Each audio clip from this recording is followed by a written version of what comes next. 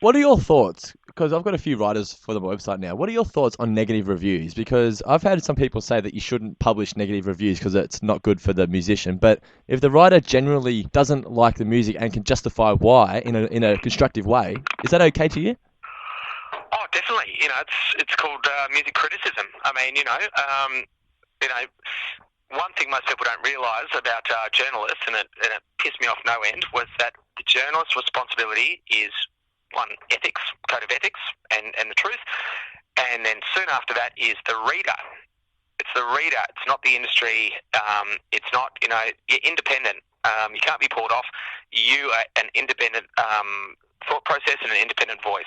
And the way I treat it is back when CDs were $30, which is a complete rip-off, mainly because half the money went to the labels, more than half, much more than half the Yeah. money.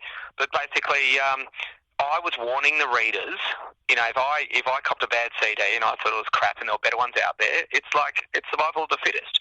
It's like, no, I'll warn you off this one, but I'll tell you what, the same week or the very next week, I'll say buy this one instead. And I didn't have too much of a crack at the local bands. If they weren't that good or they weren't putting out great CDs, they didn't need, me to spend my time kicking them in the ass.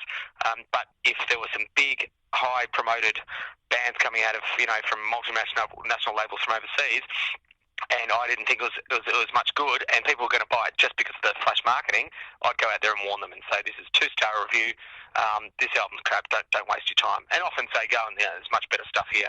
I mean, my wife just went to America, and, she was in Mississippi and New Orleans and this and that. She kept on getting taken to bands. She's like, I'm out of here. I see better bands at the retreat, every weekend. Do, do, So do, part of the reason I left the age job was because I basically got sick of the overhyped bands being, coming out of the multinational. uh, I mean, they couldn't fail because basically the multinational record label had already decided they'd pump all this money into their marketing, including for Australia, and you guarantee that commercial radio and certain publications were going to give it a big plug already just based on hype, and I didn't think it was justified.